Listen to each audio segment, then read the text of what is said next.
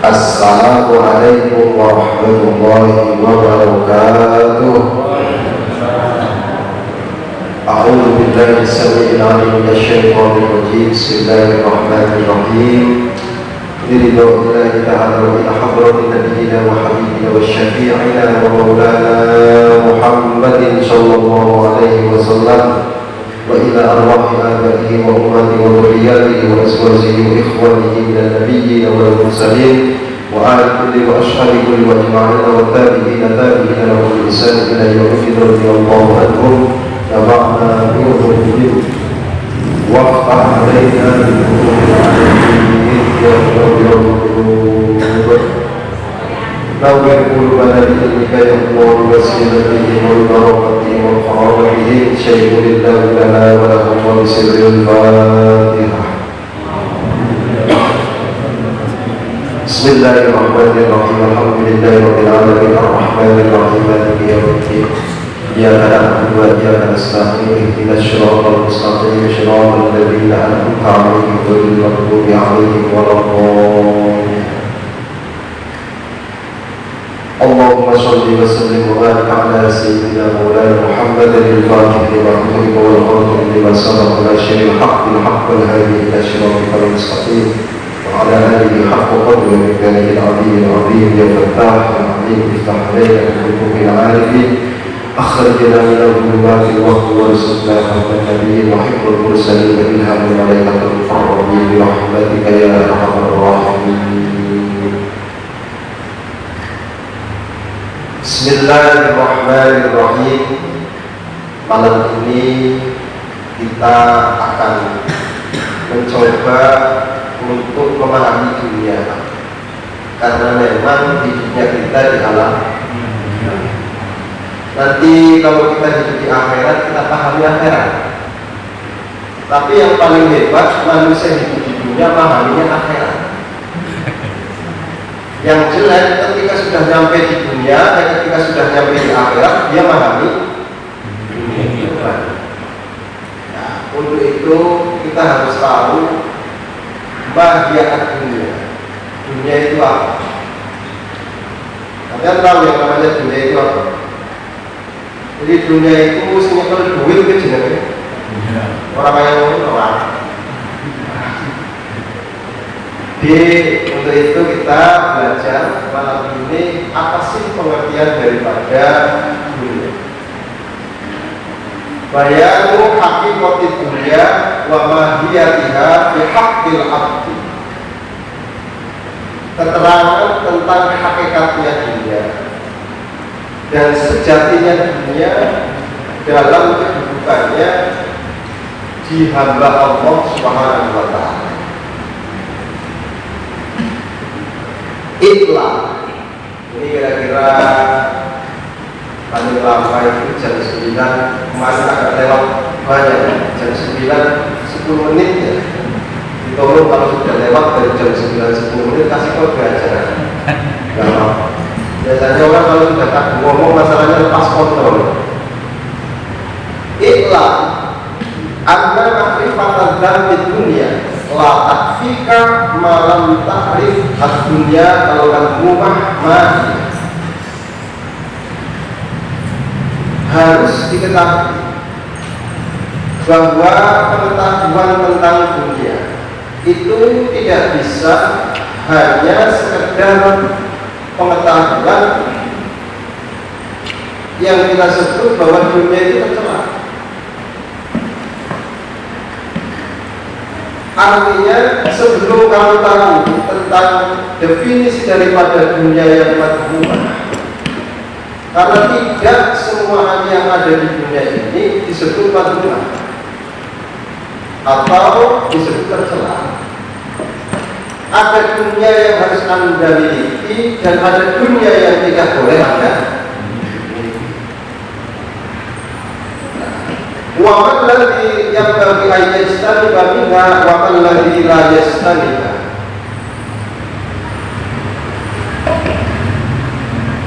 Untuk mengetahui dunia itu tercela atau tidak, yang harus kita lakukan adalah pengertian tercela. Bahkan dunia ini menjadi sesuatu yang bersandar kepada lapan madhumah. Orang aktif untuk ya sadar. Kayak saya duduk di kursi namanya nyandar. Kalau dunia berdiri sendiri, dia tidak bisa disifati jelek ataupun tidak bisa disifati bagus.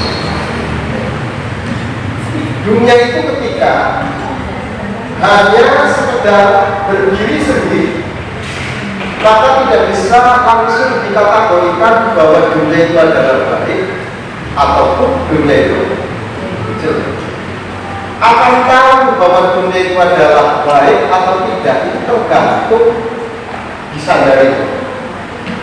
Ketika dunia itu adalah tergantung disandar pada lapan mahmudah, maka pengertiannya adalah dunia yang terpuji. Ketika dunia ini disandarkan kepada lapan madhumah, maka pengertiannya adalah dunia yang tercela.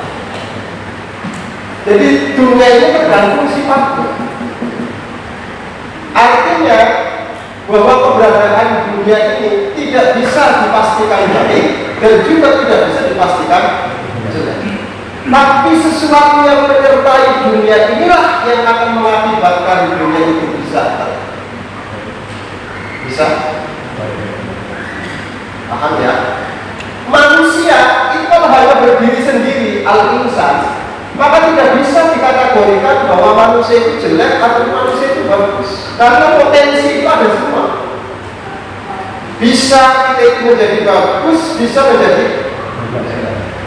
Tapi kalau misalkan ada sandaran kasar, manusia itu adalah baik, maka berarti menghilangkan kejelekan yang ada pada manusia.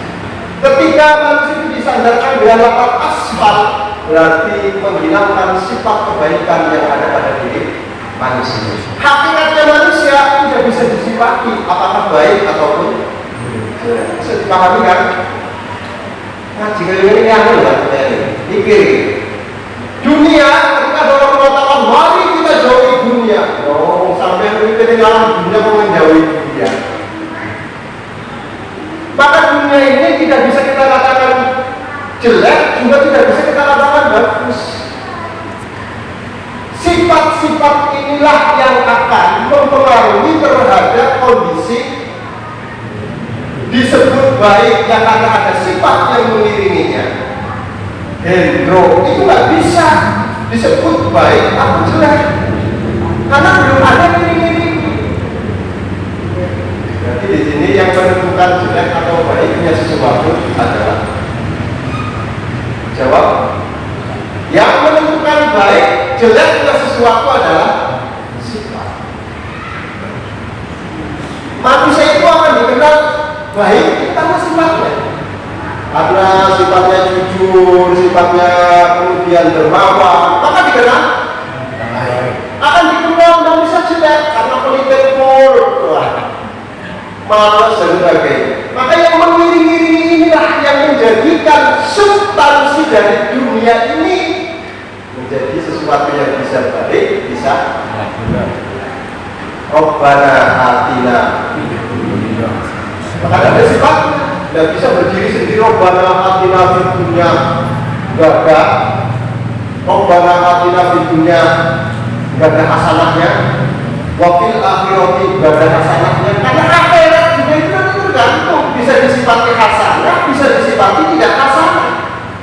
Yang hasanah akhirat itu Anda ke surga, yang tidak hasanah benar. Paham? Paham ya? Jadi paham ngajinya udah Pak. Paham ya? Jadi disebut baik atau tidaknya itu kan masjid ini dinilai baik atau tidaknya itu bukan dari sisi masjidnya, tapi dari sisi orangnya. Coba sholat jamaah dulu 5 asli perlu peraturan dan kan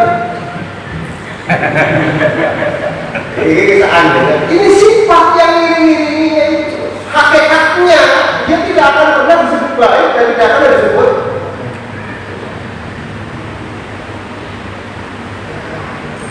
Maka sebelum kita itu adalah menyifati dunia itu adalah jelek, harus tahu pengertiannya itu. Pengertian jelek itu apa? Jelek itu adalah sesuatu yang tidak menyenangkan, disebut jelek. Kalau ada misalkan cewek tidak menyenangkan, berarti cewek jelek. Secara umum yang namanya jelek adalah sesuatu yang tidak menyenangkan, baik dipandang ataupun dirasakan.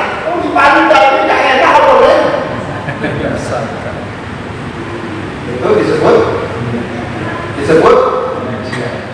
Lah sesuatu yang indah atau sesuatu yang bagus itu enak dipandang, apalagi kalau ini definisi dulu secara umum.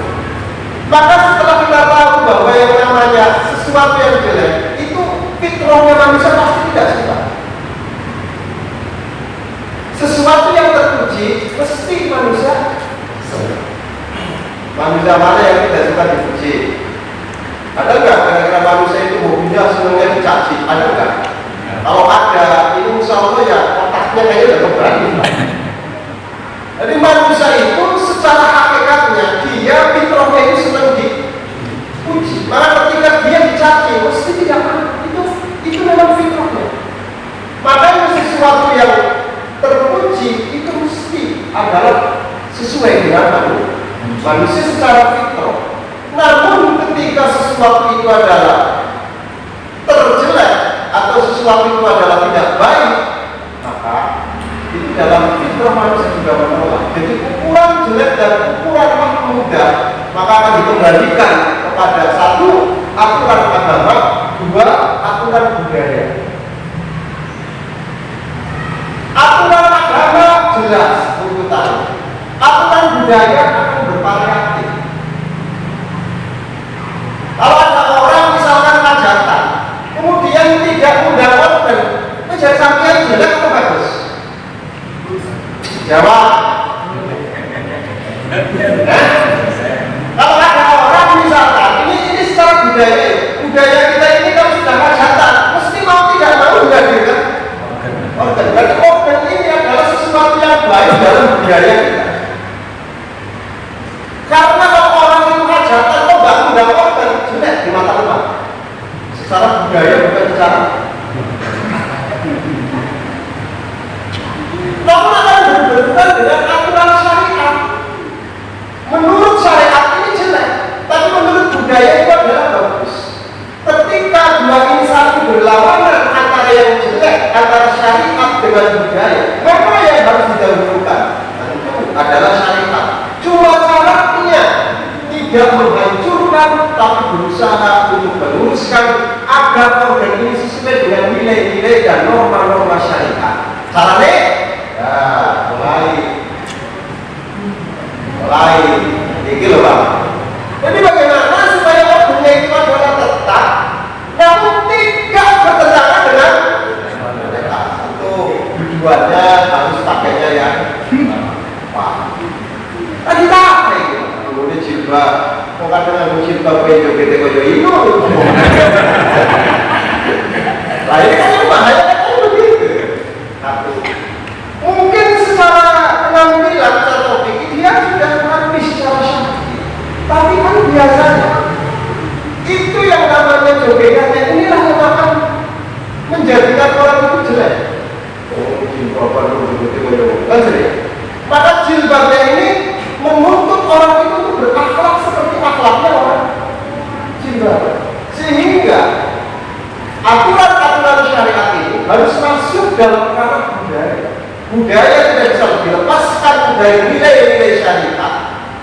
kembali lagi syariat juga tidak boleh ditabrakan dengan nanti kasih bagian tenang, nyantai bro, nyantai. Bisa dipahami? Kira-kira paham atau belum? Paham ya? Rampung. Nah, di sini latak kita malam takrikan dunia al-makmumah mati. Apa yang namanya tercela? Karena nanti ini akan menjadi sifat yang ada di dalam harta ini. Dinilai baik atau jelek? Harta ini dinilai jelek apa baik? Harta ini dinilai jelek apa baik? Tergantung sifatnya. Sekalipun hartanya itu adalah baik, tapi kalau hasil dari nyolong maka menjadi disebut baik karena jalannya. Namun sesuatu yang baik ini akan dengan sendirinya menjadi jelek, bukan karena sesuatunya, tapi caranya inilah yang jadi baik. Jadi ada dalam dunia yang dibenci itu sifat-sifat pengaruh. Keliru toh, hanya dengan ngomongnya kan, kita harus tidak suka sama dunia. Wahmu, kita hidup di alam dunia, kok tidak boleh senang? Yang tidak boleh itu adalah sifat yang diiringi sama. Silakan Anda kaya, asalkan Anda mampu menjadi orang yang bermanfaat. Yang dilarang oleh agama Anda kaya pelitut. Ya, paham orang? Paham? Silakan Anda itu kaya, asalkan jangan sombong memandang pada orang. Tetap sama, tidak ada beda antara orang yang kaya dengan orang yang tidak punya. Maka posisi orang yang punya harta yang demikian ini itu statusnya terpuji. Tapi kalau dengan harta yang kamu punyai kemudian menganggap orang lain itu rendah, nah ini yang tercela. Dan yang tercela itu bukan kayanya, sifat Anda ini sih dadar. Maka sebelum jadi orang kaya ini dadar di sini. Itu nggak kaya, nggak siapa-siapa. Orang itu kalau bakatnya jadi kiai, itu nggak gampang lakukan.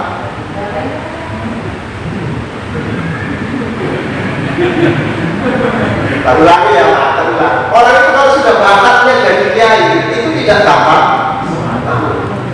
Masalahnya yang namanya dakwah itu kalau di model manuka, ini nggak bakal berhasil.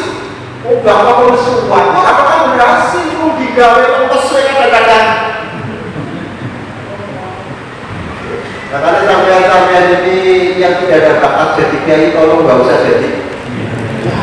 Mengamukan sampai-sampean titik-titik mau orang cocok sesat kafir mengamukan kadang-kadang. Itu masalahnya karena kita bukan bakat kiai jadi wa mal hayatu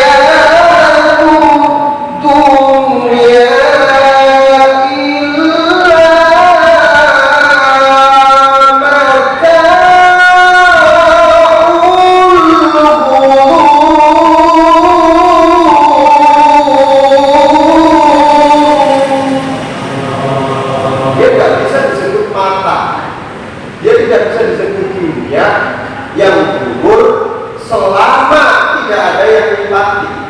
Akan disebut dunia yang mata gugur itu kalau memang dunia bersandingan dengan kesenangan yang tidak punya arah.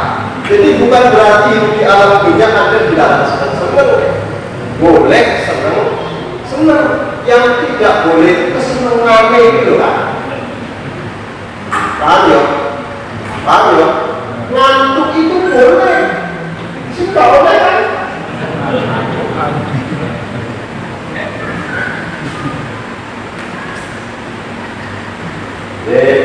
Kembali lagi di sini malam taklim dunia al-makmumah mati. Wa ma alladzi yang bagi ayat istani bagi wa ma alladzi la yastani. Karena di dunia ini harus ada aturan. Mana yang harus kita dekati, mana yang harus kita jauhi.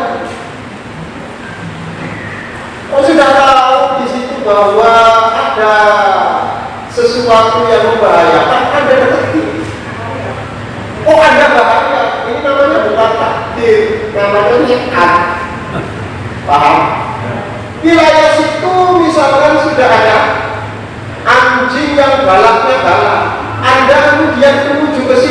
kok mati diterkam sama kucing. Ini namanya matinya bukan mati sani, matinya mati nekat gitu. Jadi perlu dijelaskan. Rame, ada keramaian, jalan ini rame, ada nyebrang nekat, tetap mati. Itu namanya bunuh. Jelas-jelas rame nggak bisa lewat kok Anda. Maka ada sesuatu yang harus Anda dekati, ada sesuatu yang harus Anda jauhi. Itulah dunia. Kalau tidak ada aturan, itu bukan hidupnya. Hidupnya itu mesti harus ada aturan. Kita tidak bisa membayangkan seandainya dunia ini tidak punya aturan. Kalau usah jauh-jauh masjid ini nggak usah ada aturan kayak bebas, semuanya nggak usah ada aturan dan sebagainya bebas. Kacau Pak. Jadi yang namanya aturan kalau demikian itu adalah sesuatu yang dibutuhkan oleh kehidupannya manusia. Tapi siapa yang harus buat peraturan ini? Manusia butuh aturan, semua makhluk hidupnya Allah itu adalah butuh aturan. Dan terus siapa yang harus membuat aturan? Kalau yang buat manusia kelemahannya ada dua. Satu, dia tidak pernah tahu apa yang terjadi akan datang. Kedua, pasti akan mementingkan kepentingannya sendiri. Kira-kira misalkan namanya buat aturan, musuhnya banyak. Oh, kasihan yang jadi musuh, Pak. Tentu yang membuat aturan itu harus satu, dia harus lebih tahu. Yang kedua, tidak punya kepentingan apapun. Dalam hal ini adalah Allah Subhanahu wa Ta'ala. Yang selain aturan ini. Maka Allah inilah yang membuat peraturan. Tapi peraturannya Allah ini tidak bisa dipahami oleh manusia. Kalian paham peraturannya Allah? Bahasanya makhluk saja nggak paham, apalagi bahasanya. Jadi bahasanya Allah itu adalah lahatun wala sautun, tidak berupa suara dan tidak berupa huruf. Piye cara menerjemahkannya? Disinilah Allah Subhanahu wa Ta'ala mengangkat seorang Rasul. Tujuannya Rasul itu diangkat oleh Allah untuk menerjemahkan muradillah, sesuatu yang dikehendaki oleh Allah Subhanahu wa Ta'ala. Tapi Rasulnya ini tidak boleh sembarang Rasul. Rasulnya itu tidak boleh sesuai dengan keinginan manusia. Kalau keinginan manusia itu Rasulnya harus malaikat. Manusia itu menginginkan kalau bisa Rasulnya itu harus malaikat. Jadi tidak boleh Rasulnya itu adalah manusia. Kenapa manusia pengen punya Rasulnya malaikat? Sebab kalau tidak bisa ngikutin ada alasan Pak. Wong sampean itu utus malaikat itu kan nggak doyan makan, nggak doyan minum ya Gusti. Kemudian diutus sama saya yang sering makan sendiri, yang nggak bisa ngikutin. Gusti Allah dibully oleh sampean. Jadi kata-kata teman saya kadang-kadang algoritma Gusti Allah. Pemantan dalam iman kalau Allah kan juga. Seandainya Rasulnya itu adalah berupa malaikat, itu akan kesusahan sendiri manusianya. Yakin nggak mampu. Maka dipilih oleh Allah Rasulnya itu adalah harus dari jenis manusia, supaya manusia ada kemampuan untuk mengikuti. Laqad ja'akum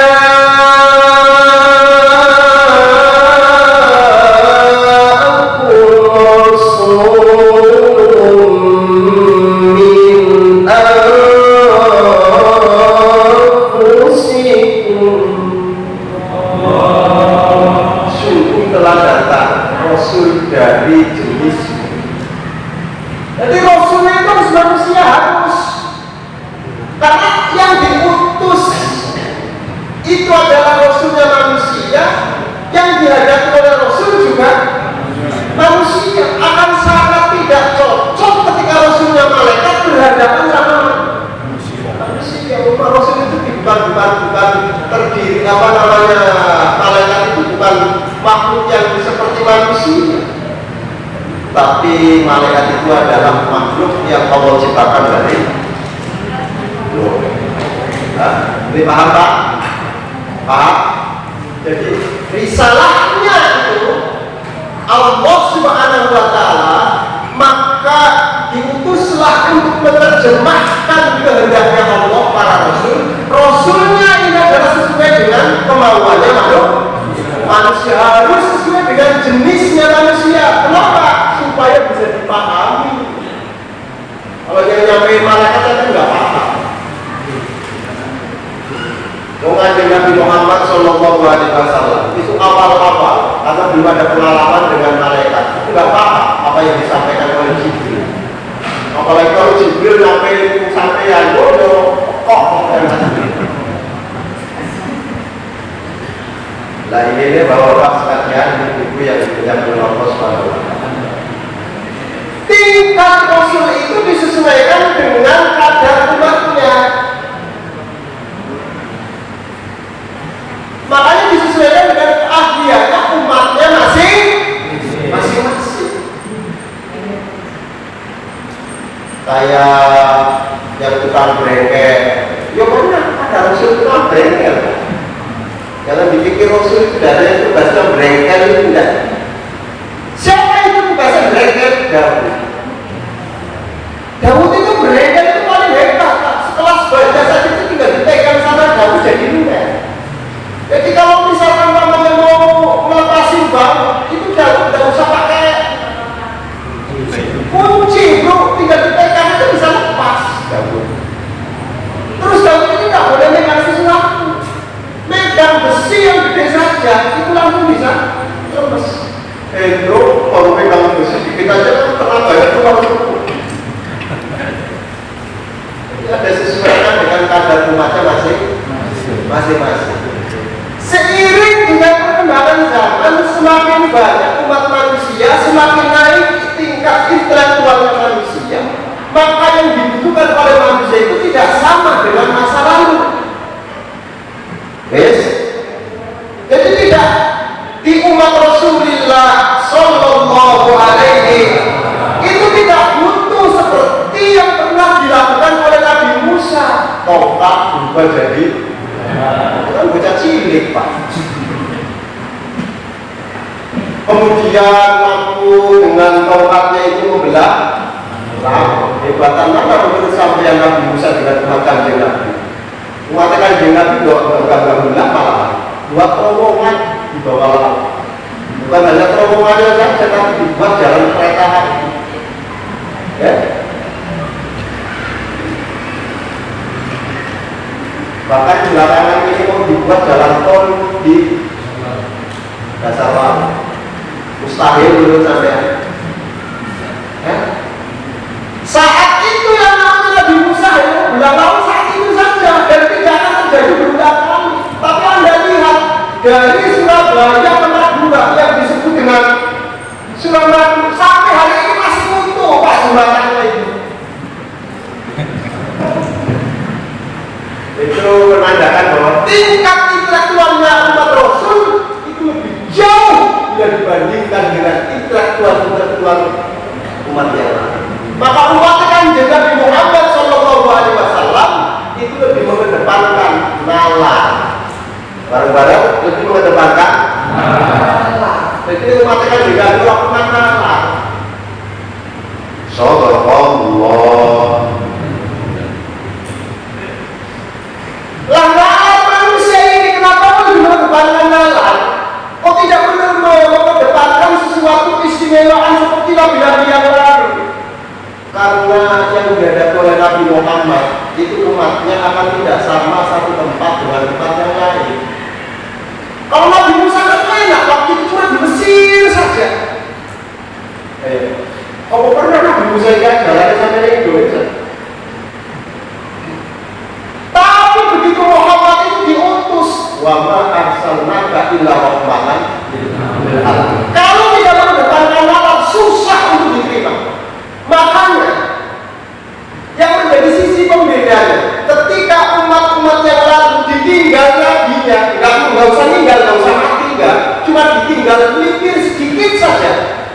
selanjutnya balik lagi menyembah kepada sesembahannya.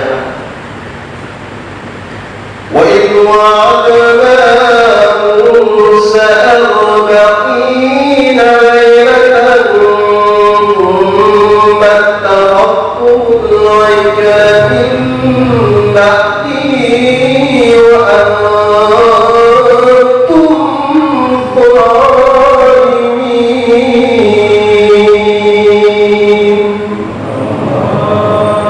Ini kisahnya. Wa idh wa'adna Musa 40 laylatan. Ketika Musa alaihissalam itu mikir 40 hari karena disuruh sama Allah untuk menerima wahyu, itu Sina. Apa yang terjadi? Jangankan ditinggal apa, ditinggal sebentar saja 40 hari, umat itu sudah kembali lagi menyembah satu. Makanya umat dahulu itu nggak pernah dewasa harus ditungguin terus. Sampai yang tua ditungguin ya. Itu bedanya. Jangan kamu ditinggal apa, mesti umatnya bakal sesat. Oh masih ada nabinya saja sudah. Tapi Muhammad Shallallahu Alaihi Wasallam begitu beliau tidak ada di alam dunia, bukan malah semakin kecil jumlah umat Islam, malah semakin besar.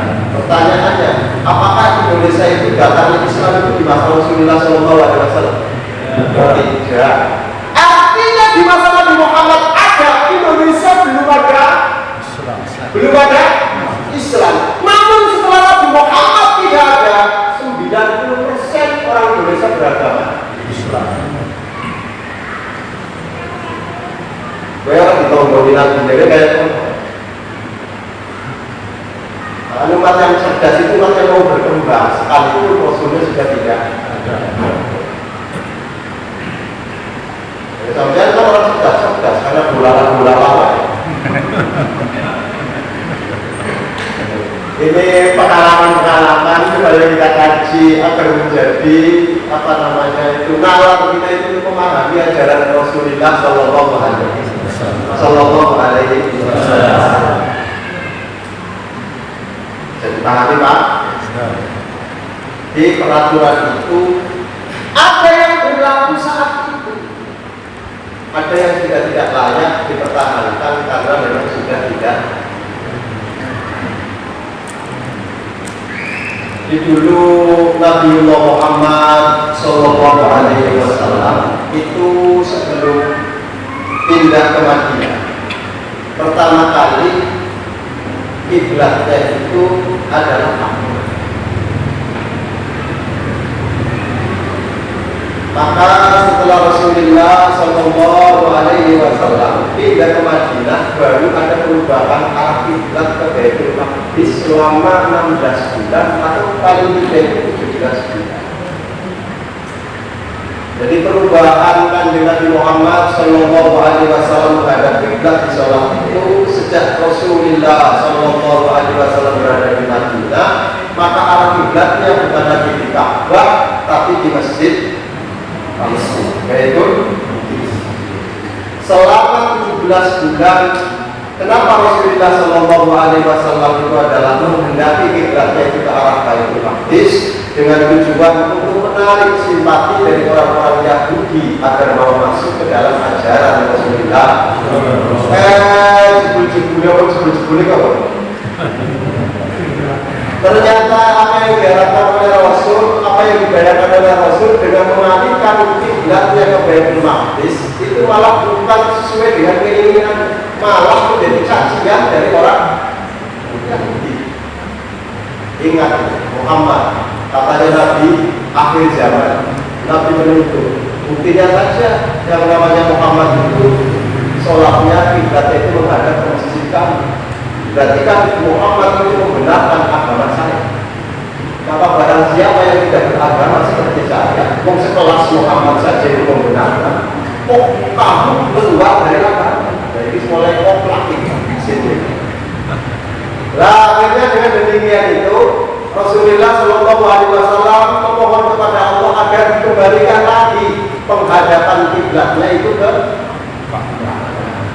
Namun setelah Kanjeng Nabi Muhammad Sallallahu Alaihi Wasallam menghadap kiblatnya ke Ka'bah, orang Yahudi juga tidak henti-hentinya membuat provokasi. Inna dina Muhammad tahayyur. Sesungguhnya agamanya Muhammad itu adalah agama yang dulu ngadep ke Ka'bah, terus ngadep ke Baitul Maqdis, sekarang balik lagi ngadep ke Ka'bah. Diprovokasi oleh orang Yahudi, kata orang Yahudi, inna dina Muhammad mutahiyyur, inna dina Muhammad tahayyur. Sesungguhnya agama Muhammad itu adalah bingung. Kamu mau ngikutin lagi bingung? Kok Muhammad aja bingung, apalagi kamunya? Akhirnya waktu itu terjadi pemurtadan paling banyak di masa Rasulullah Shallallahu Alaihi Wasallam. Jadi pemurtadan yang paling banyak di era Rasul itu saat pengalian Ka'bah. Itu aturan-aturan ini kalau hanya dipahami secara teks, Anda akan keliru. Ayyama tuwallu fatamma wajhullah. Dimanapun kamu berada, maka hadapkanlah. Disitulah ada Allah Subhanahu wa Ta'ala. Ini akibatnya lahir kesimpulan sholat itu nggak usah ada kiblat, karena Allah memang ada di mana-mana. Kan komplak ini. Qurannya benar, terjemahannya benar, sampai apa sih?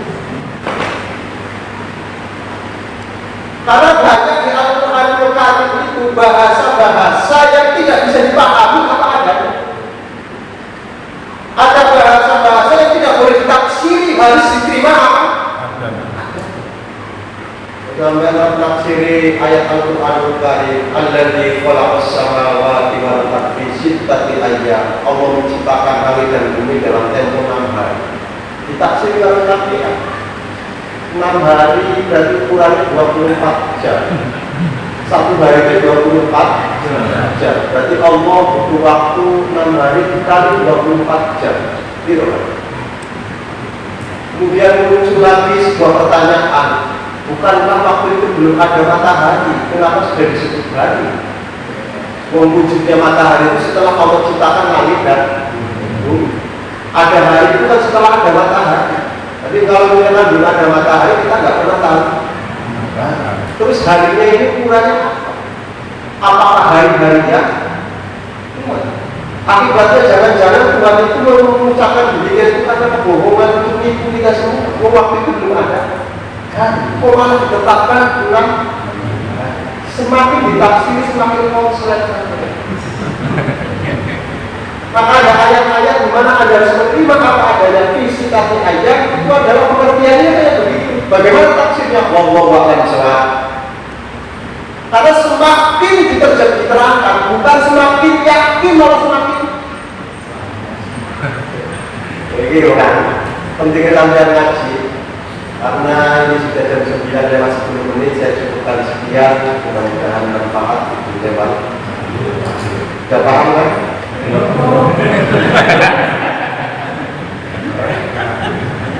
Waduh parah ini.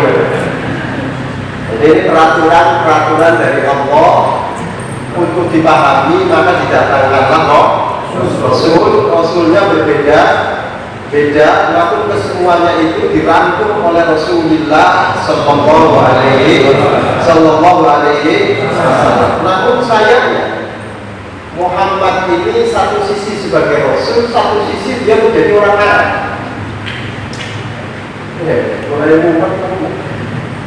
Terulangi, satu sisi Muhammad itu adalah sebagai Rasul, satu sisi beliau itu adalah orang Arab.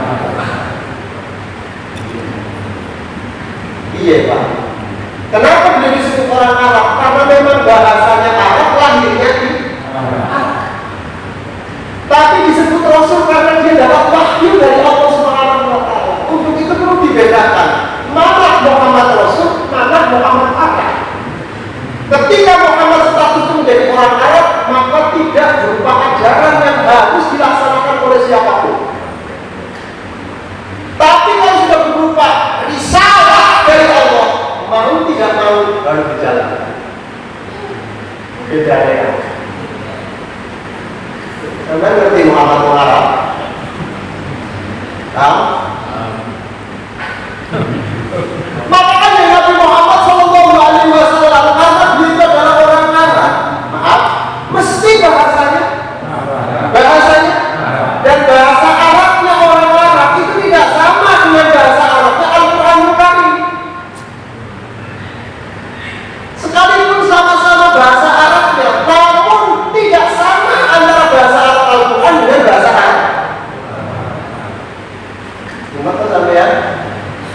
Ini kan.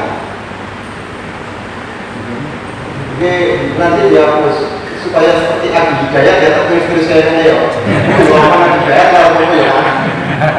Itu kan sebenarnya resikonya kalau saya sudah seperti Adi Hidayat, kan uploadnya mesti mungkin.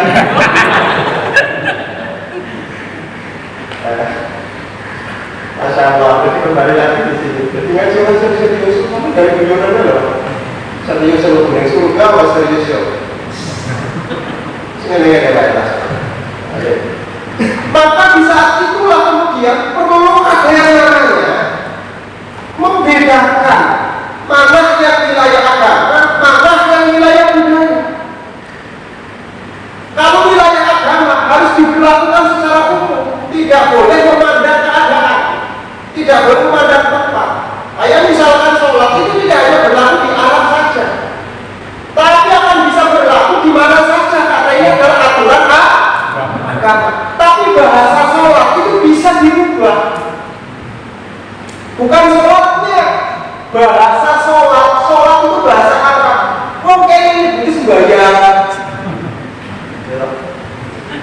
Paham? Tapi aturan sholat 5 kali dalam sehari, Fatihah sampai salam itu wajib, tidak boleh tidak, dimanapun dan sampai kapanpun.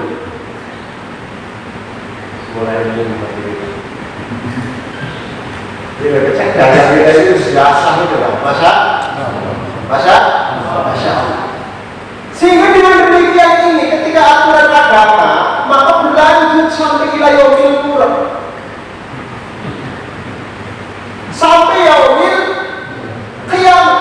Tapi kalau budaya itu bisa pantas di sana, belum tentu pantas di sini. Orang sini suruh makan nasi kebuli, waktu kan. Karena nasi kebuli itu adalah budayanya miliknya orang Arab. Sampai yang cari uduk di Arab juga bakal budaya loh Pak. Masa? Jadi orang Arab itu kalau makan daging itu kan modelnya itu langsung utuhan deh. Jadi dimasak model masak utuhan itu kan. Kemudian namanya kan kue bareng-bareng. Itu ciri khas orang Arab. Disuguhkan sama orang Indonesia, dibully begitu saya begitu. Ya tidak ada yang makan.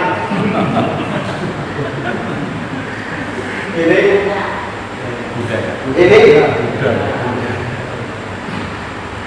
yang paling bahaya itu ketika budaya dianggap sebagai budaya ya budaya, agama ya agama.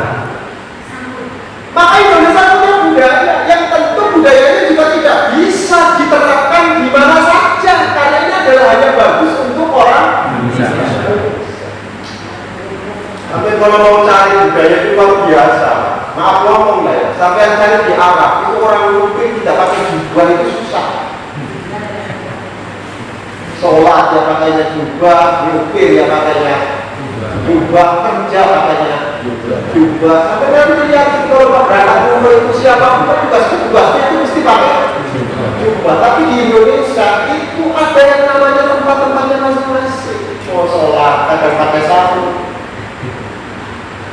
ada orang mau ngantor pakai sarung, kerjanya pakaiannya sendiri, di sawah pakaiannya sendiri. Ini budaya,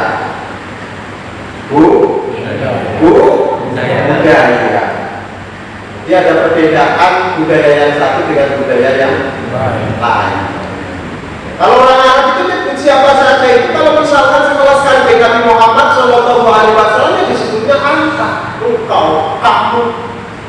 Itu bahasa Indonesia, kalau bahasa Arabnya itu anta. Anta ini cuma satu aja, anta.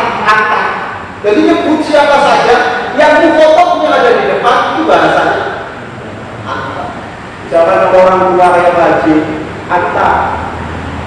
Kan orang sopan bahasa Indonesia ini. Maka bahasa Indonesia ini seandainya Nabi Muhammad dihadirkan di Indonesia, beliau itu mesti agungnya luar biasa. Agungnya mau diantar-antar di dengan Jadi kata anta ini ketika diterjemahkan dalam budaya dia akan bermakna macam-macam Pak. Ada maknanya jenengan itu Mas Taufik, itu adalah untuk kalau orang Jawa itu posisinya orang yang punya martabat yang sangat tinggi, maka jadi kan tadi ada lagi bahasa yang lebih hebat daripada jenengan itu kanjeng. Tapi simbahannya ketika diterapkan pada kanjeng taat pribadi. Ini yang beda ya. Jadi kanjeng itu sesuatu seseorang yang sudah memiliki derajat yang paling tinggi, maka disebut kanjeng Sunan. Di Indonesia itu karena belum ada nabi, jadi waktu itu ya kanjeng Sunan. Jadi makanya kemudian bahasa kanjeng ini dialamatkan kepada Rasul, kanjeng Nabi Muhammad. Sampai pernah salawatan, kanjeng Nabi Muhammad. Udah, Antasyam. Coba sampai dibuat lagu kayak begitu lewat bahasa Indonesia saja. Jenengan matahari.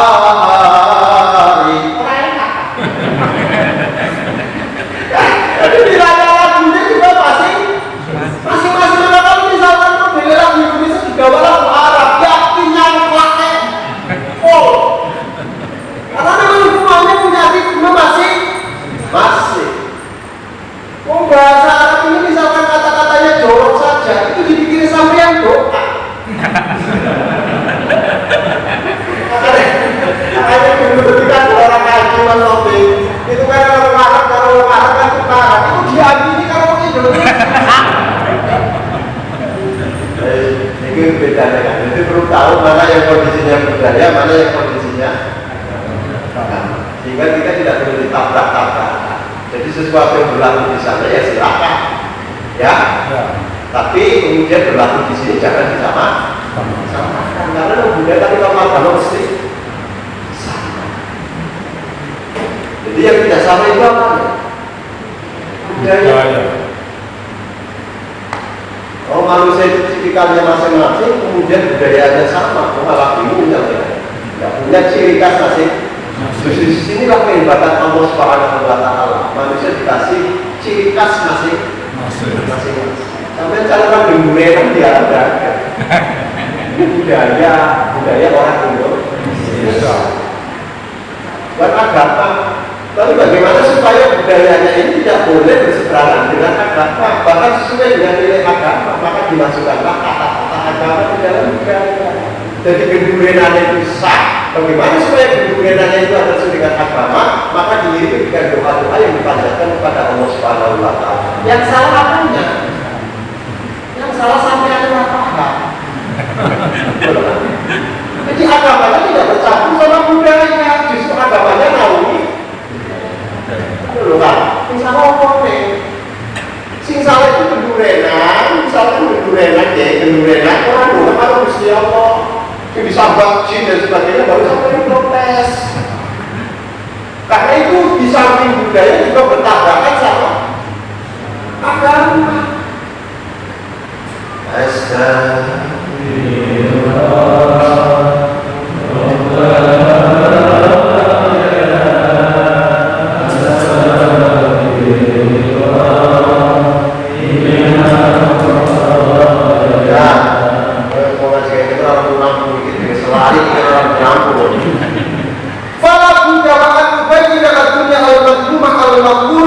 Nabiha dikabriha adalah qati'ah di tariqillah dia mahdia.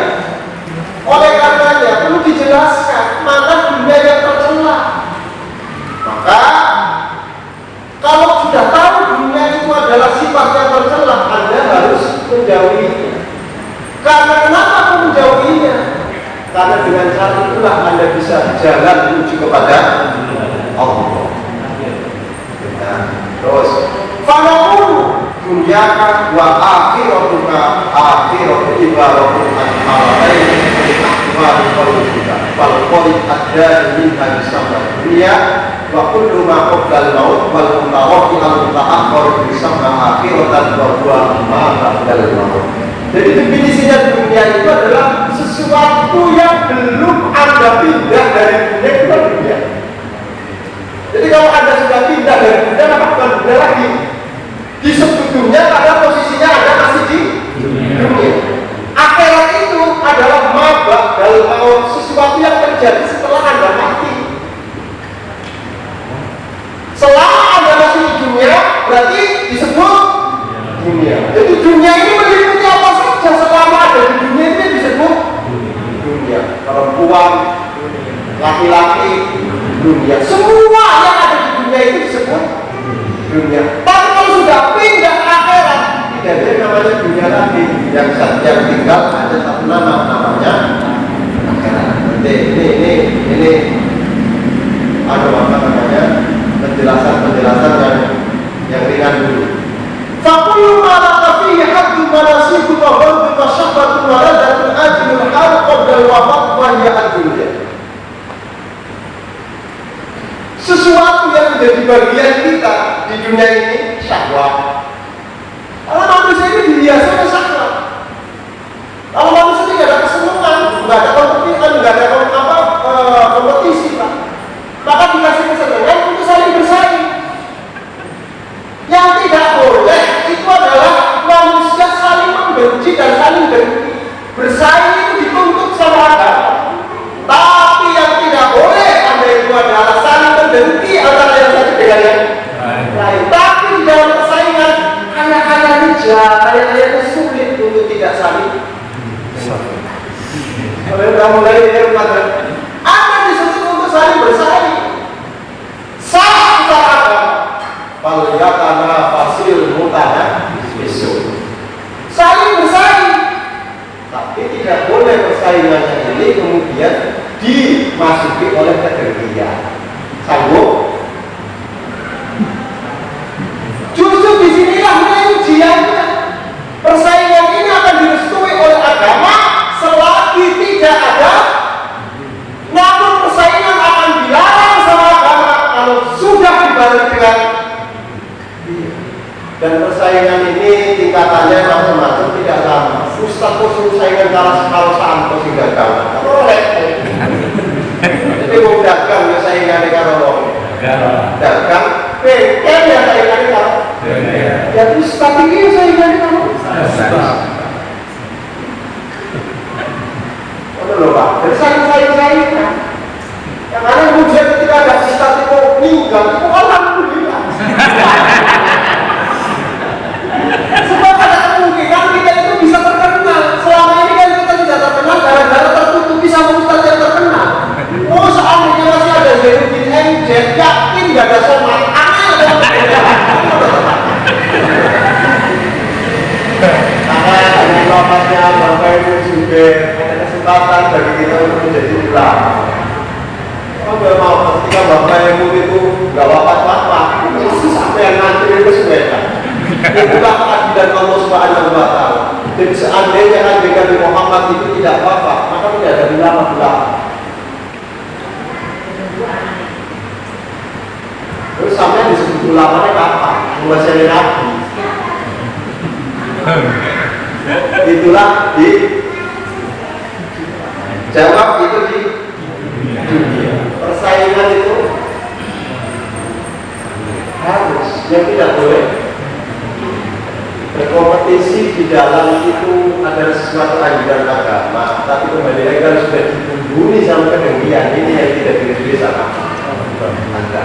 Dan sampai sanggup enggak bersaing di alam dunia itu tanpa kedengkian. Makanya Allah juga enak sehingga ada laris, sehingga orang laris kan mulai sek kenapa sih begitu ya? Ujian itu Pak. Jangan berpikir cuma apa namanya ujian itu hanya diberikan kepada orang yang datang Ustaz, misalnya Ustaz ini ujian menolak banget ini kadang-kadang orang percaya. Maka caranya untuk bisa menarik simpati dia tidak segan-segan menjatuhkan lawan. Yo, sampai yang dijatuhkan orang yang tenang, menjatuhkan orang tenang, malah koplah. Jadi mau tidak tahu kalau pengen hebat itu harus tabrak itu sesuatu yang besar. Maka yang ditabrak itu orang-orang yang tidak nama. Kayak Hakim, si A, si A, Dolala dan sebagainya. Itu beda tenang. Karena kalau nabraknya saya nggak bakal tahu. Jadi sampai dulu kalau dia jadi orang hebat, maka yang ditabrak itu adalah orang-orang hebat. Nabrak mau dari Sampo, dari Tangga dulu. Kayaknya kalau yang terkenal ya akan ya. Kali-kali aku ngomong-ngomongin, ngaco dulu sama dia Nabi mau apa, dia Nabi itu langsung stres, sampai mesti langsung. Apalagi masa sekarang ini ada YouTube, push. Tapi akhirnya silakan, agama juga memperbolehkan Anda tekad, yang tidak boleh itu menghalalkan sekarang. Ada aturan-aturannya gitu. Ya sabar, kalau pengen terkenal yo. Bahasa bisa jadi Allah itu punya kehendak lain. Umat ini kalau dibawa potongan itu malah tambah rusak, mungkin seperti Rasulullah. Makanya ngaji itu harus selesai dulu baru tabligh. Kowe baru bab bodoh itu kan bab apa? Berhenti nggak ngaji lagi. Sampai kamu terus. Padahal setelah bab bodoh itu ada bab syahwat. Karena orang itu kalau ngaji itu nggak pernah selesai. Insya Allah angel. Jadi kalau kita orang ceramah kotoran, oh ini pas ngaji paling babi bodoh gitu. Ya tapi setelah sampai hadirin karena sudah jam tengah 10, maka kita cukupkan. Jadi syahwat, ladha, kesenangan, kemudian keenakan yang sifatnya sementara itu namanya dunia. Sementara syahwat dan kelezatan yang sifatnya abadi namanya akhirat. Disinilah jangan sampai kesenangan yang sifatnya sementara melupakan kita untuk mencapai kesenangan yang sifatnya selama. Silakan Anda senang, tapi yang nggak boleh senang. Ini saja dapat saya sampaikan, lebihnya mohon maaf. Nanti kita akan jelaskan untuk mengetahui mana bagian dunia yang tercela. Insya Allah ada juga bagian al-qismu al-awwal sampai bagian yang jadi model-model dunia yang sifatnya tercela itu bagiannya ada 3, dan ketiga ini insya Allah akan kita jelaskan pada malam Sabtu yang akan. Aku lupa tidak ada Astagfirullahaladzim. Assalamualaikum warahmatullahi wabarakatuh. Mungkin ini ada waktu kurang lebih 5 menit. Ini saya waktukan saja pertanyaan mungkin ini karena kondisi saat ini yang mungkin menurut saya sangat penting, di mana musim virus ini kan sok-sok itu sudah di jarak-jarak ada yang 1 meter, bahkan mungkin ada yang hampir 2 meter. Jadi menurut ilmu hukum fikih itu seperti apa Pak Ustaz? Jadi ini diperbolehkan atau dilihat dari kondisi tingkat keparahan virus ini di daerah kita. Jadi bolehkah kita ini memberikan jarak yang terlalu atau yang 1 meter lebih, atau itu yang terjadi saat ini seperti itu. Jadi boleh nggak kalau kita ini sholatnya renggang-renggang sampai 1 meter menurut hukum fikih? Terima kasih. Mungkin perwakilan dari jamaah juga, tapi juga bertanya-tanya ketika sholat dengan kondisi seperti itu, biar kita nggak bingung. Setuju Pak ya? Jadi mungkin satu aja pertanyaannya. Terima kasih.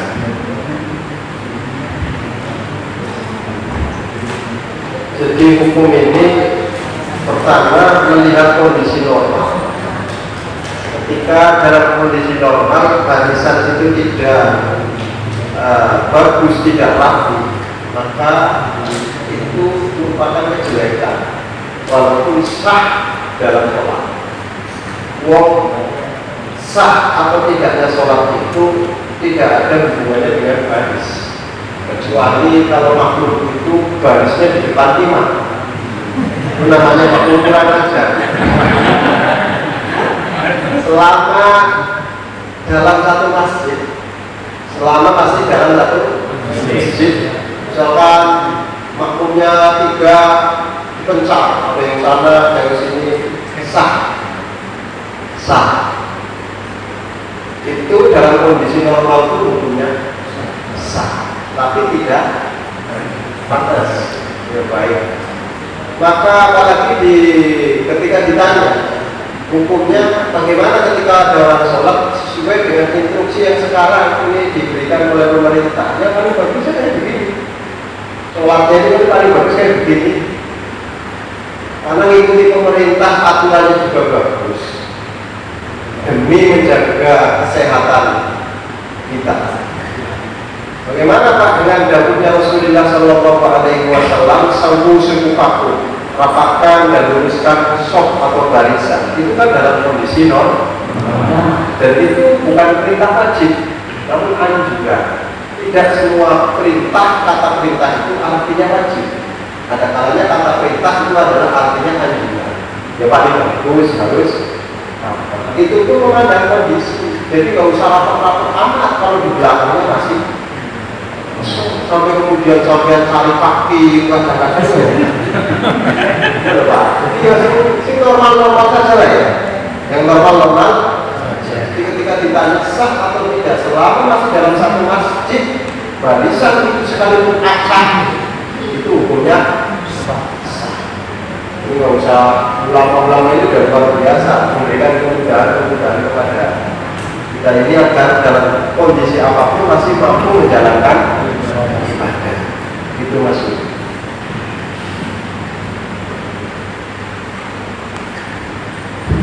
Terima kasih atas jawabannya. Ini tentunya agar kita ini lebih mantap lagi ketika sholat di masjid dikasih jarak. Tapi kalau apa namanya terlalu jauh itu gimana Pak? Terlalu jauh gitu? Ya. Gak apa ya? Ya untuk hati-hatian tidak masalah. Nah, jadi nggak apa-apa nih menurut Cari yang nyamannya aja. Cari yang nyamannya. Karena kalau sudah berkaitan dengan masalah sah atau tidaknya tetap dihukumi sah. Tetap dihukumi sah. Tapi masalahnya pantas atau tidak tinggal lihat keadaan. Kalau ada keadaannya normal, ya setidaknya ya barisannya nggak usah kayak begini amat. Makanya kan dikasih jarak kayak begini ini kan luar biasa. Itu ya di samping dikasih model-model kayak begini, batasan-batasan itu untuk menjadikan jarak yang satu dengan jarak yang lain itu agar bisa terpantau. Kan begitu toh, jaraknya nggak terlalu jauh. Kalau nggak ada kayak gini kan bisa jadi di sini. Hanya ada kayak gini ada tetap jaga jarak, tapi jangan sampai keterlaluan. Jadi jaraknya misalkan satu baris ini cuma ada 2 makmum, kan bahaya banget. Yo sisa tapi yo kan. Sampai salam nanti imamnya bingung salam itu bikin orang yang di banyak cocokan berarti cukup tender. Demikian, terima kasih atas jawabannya. Tentunya bisa buat kita lebih mantap lagi ketika kita sholat di masjid-masjid sekarang ini dikasih jarak-jarak. Karena kan ini usah orang salah, jadi insya Allah berusaha bisa bahasa khawatir. Iya. Saya nyala.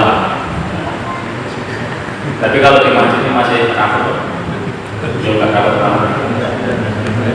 Terima kasih pada Kiai Haji Jamal Ibnu Safi'i yang telah memberikan siraman rohani yang mana kita sudah lama tidak makan santapan rohani jasmani terus. Jadi lama-lama juga lapar. Jadi saya yakin ini pasti banyak yang lapar rohaninya. Maksud saya itu yang paling sedih musim pola ini bukan yang lain-lain Pak. Pengajian ini yang kita jadi di mana-mana pengajian nggak ada. Yang paling sedikit jadi kiai. Nyamuk banget.